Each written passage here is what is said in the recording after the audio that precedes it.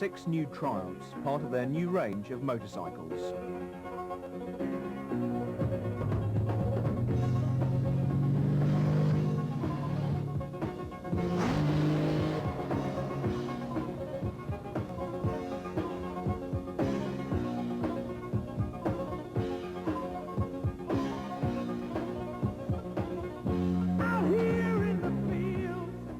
Dawn at Donington Racetrack near Derby. Alan Harris and Lee Bradley are 2 test riders from Triumph. With them, a Daytona 900, one of the fastest bikes ever made by a British manufacturer. Also a Trophy 1200. Bike feels brilliant. It feels like it could get at home on the track. It's marvellous. Probably get up to about 120 through under this bridge. The top speed of the Daytona is 145 miles an hour. It accelerates from 0 to 60 in 3 seconds and 0 to 100 in 6 seconds. But it's only on a track like this that you can even begin to use that sort of power. Riders on the storm. There's a killer on the road. His brain is squirming like a toad. Take a long holiday. Let your children play. If you give this man a ride, sweet family will die. Killer on the road.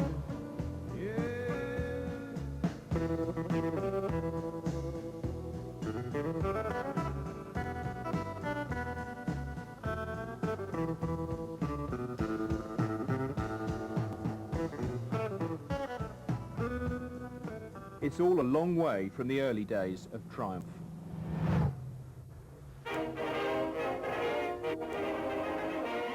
Motorcyclists who have assembled from all over the country for the National Rally at Donington Park open their throttles in one of the big events for solo and combination machines.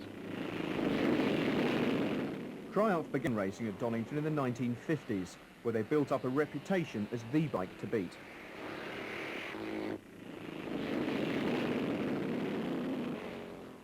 This was further enhanced by success after success at the famous Isle of Man TT races.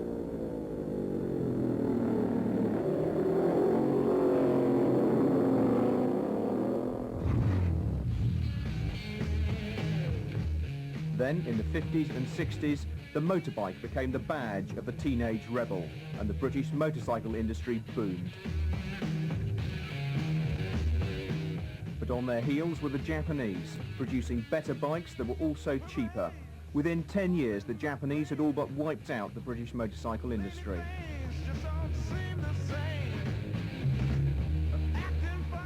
But now Triumph are back. At this high-tech factory in Leicestershire, 8,000 machines a year are produced, and some are even exported to Japan. The Triumph enthusiast once again has his motorbike being built.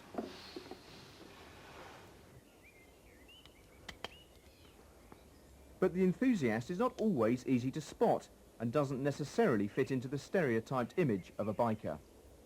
So that's the Triumph Trophy 900 you got at the back over there? Yes, that's the Triumph Trophy 900. That's the new bike.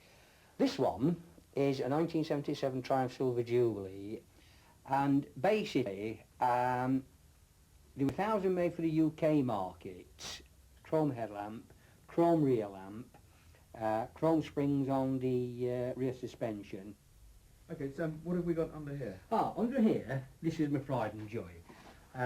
This is a 1961 Triumph Tiger 100A, which is a 500cc twin. This particular bike has won 2 trophies. One was in the garage in Sheffield, the bus garage where we had a show, and this particular bike and another one, the judge was sort of trying to make up his mind.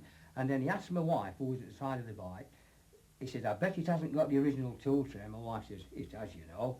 So she lifted the seat, and there is an original tool tray, and those, to get hold of one of those, is like the proverbial so-and-so. And fortunately, I have got one, and because I've got that, which is standard with the bike, then this won first prize. But Fred's real pleasure comes on the road. Apparently I was a fortnight old when I went to Claycross in a sidecar, So motorcycling is a drug to me, it's in my blood. People that have never had a motorcycle can't understand that.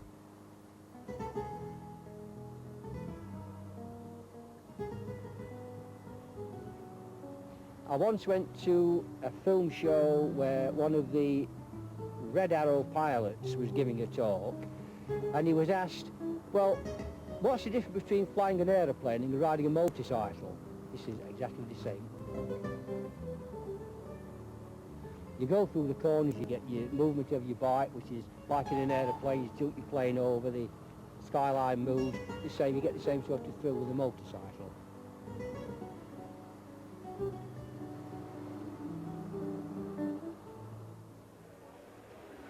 People like Fred need no convincing to buy one of the new Triumphs. Other motorcyclists do, and this is where the major sales drive occurs, the bike show in Birmingham. This year, Triumph had their biggest ever stand, with the full range on display to a critical public. The bikes range in cost from £6,000 to £10,000, well out of the reach of many.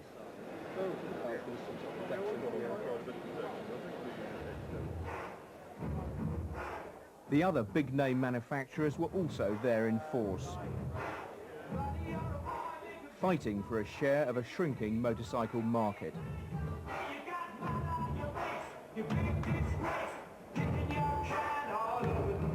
And the all-powerful Japanese had their latest wares on display. So how are Triumph faring against the competition? With any British product nowadays, the public are very sceptical, but certainly Triumph have come up trumps with this one. It's a very good product. It compares with the Japanese manufacturers as well on performance, quality of finish and everything really. So yeah, it's definitely selling on merit rather than just its name. But despite the optimism and the sales talk, to many Triumph still means something that breaks down and leaks oil. And you can be sure the Japanese will not let their market go in the way the old British manufacturers did.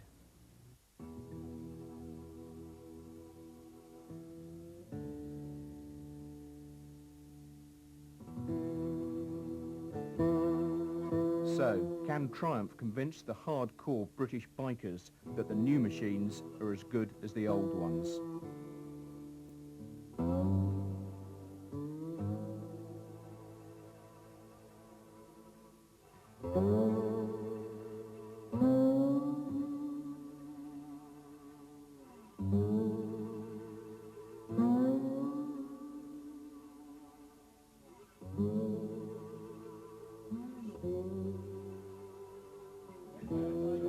It's these people that Triumph needs to convert. Most, though, believe the old ones have more style. I prefer the old ones myself, personally. Yeah. Why is that? I think they've got more character to them. A bit too jappified the new ones, for me anyway. I prefer both, actually. I own quite a few old Triumphs, plus a new Tiger 900 as well. Oh, I like the new ones, because I've actually bought a new one. I think they're far better than the old ones, from my point of view anyway. The old ones must have been brought up with the old ones.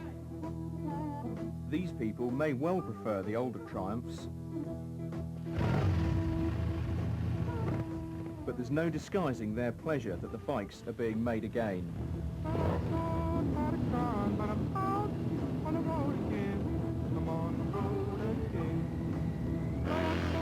And that Triumph are back.